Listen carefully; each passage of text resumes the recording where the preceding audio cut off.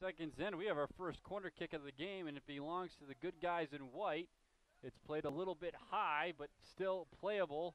And then the goalie for the Flames, that's Josh Pacella. He's a true freshman. Don't oftentimes see that, but so far he's been a stud. He's 5-1-0 with a .53 goals against average and a .727 save percentage. Those are Michael Chesler-esque numbers.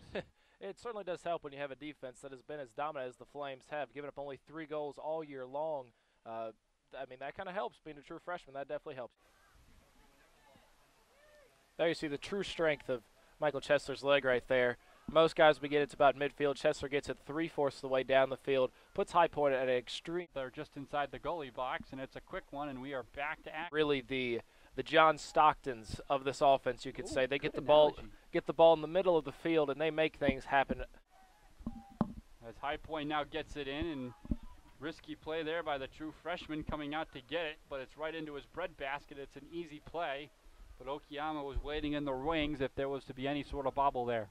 Second straight game against a true freshman goalie, but as you said, Matt, this is a different breed of true freshman goalie with the .52 goals against average. Certainly has been a special player and a surprise player, I would say, for the Flames this season. And make no mistake about it, as you mentioned, Austin, he's been tested early on playing teams such as number 12 Richmond. Virginia's scheduled earlier game on the year due to some massive rainstorms we had a couple weeks ago. Back out, but right back in. Good one touch there from Sloan to Bennett. Shot! And it sails high at the last possible minute.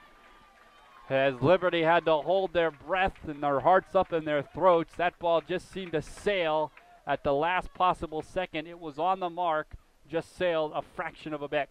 You saw a beautiful 1-2 there from Bennett to Sloan and back to. Very true. It's something we've seen both games. High Point either will able to commit to a goal and then shortly thereafter give up their own goal. Against Richmond, Martinez scored in the 68th minute. Right after that, Richmond came back and scored. Here tonight, they just got to put that ball in the net.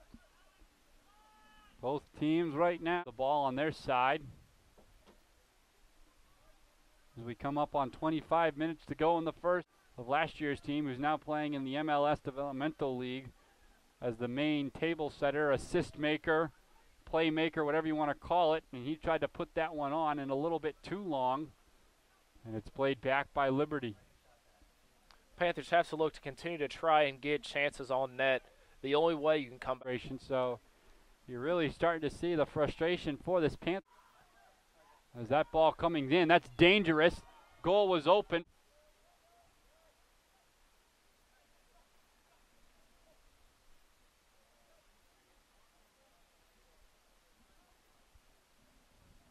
So now High Point will settle back in defensively and wait for the added advantage over the defensive attackers. This is a team that could probably join the track and field team in the spring in terms of some of the sprinters, and Bonder wants to play everybody up. 5 guys there in the... This one comes high, and it's punched away, but not out yet. And that's bumped all the way back as Ray tried to come up. A clear sign of a push. And High Point almost made him pay. Still with the opportunity there. Can they capitalize? No, they cannot. Opportunity there as Pacella came way out, and that was incredibly dangerous. And the Sinking Spring, Pennsylvania native took the chance in his hands, and it ends up paying off. Lawson and Okiyama putting pressure on the ball and making things hard for Pacella back there. Malcolm centering pass. Tried to come in, and Okiyama was right there again. But Pacella takes it. Defensive play. High Point depending right now on Michael Chesler and that back line to keep the score as is, 1-0, and try to awaken their offensive ghosts that seem to disappear. That one might go. Will it go? It does not! And now that one will be talked about for a while. Liberty probably will dispute that one until the Steely veterans on this Flames team. Look for Ashawa and Bullock and Joseph to see. But one apiece. High Point gifted a goal to Liberty in the first half off of a defensive mental lapse.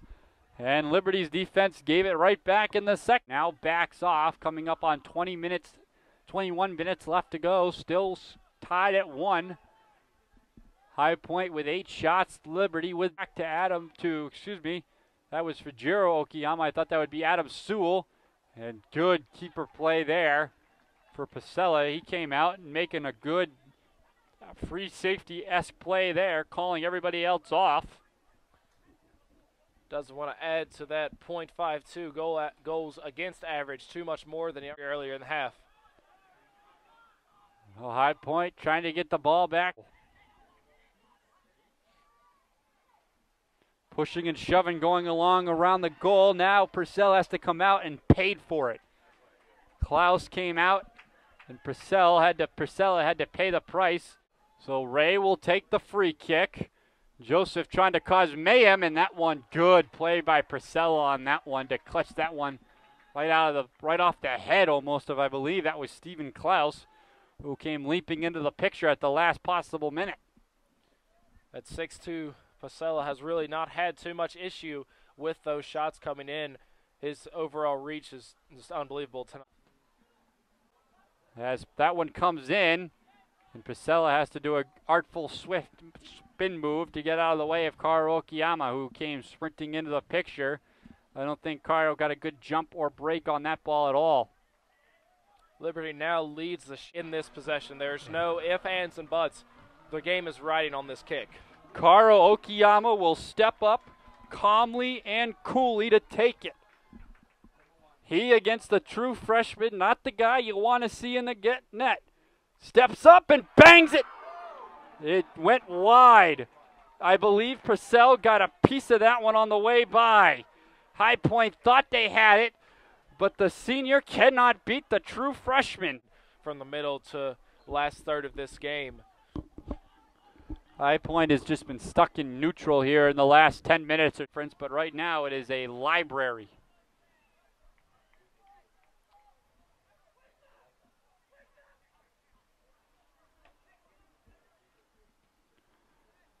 High Point trying to get the ball back, and they need it back as time starts to tick off on their side. One rip, hesitation, now does, and it just bounces wide. Oh, my. Hoy. Ay, ay, ay, ay, ay. And 2 quick substitutions for the Panthers, bringing in more offensive spunk into the game.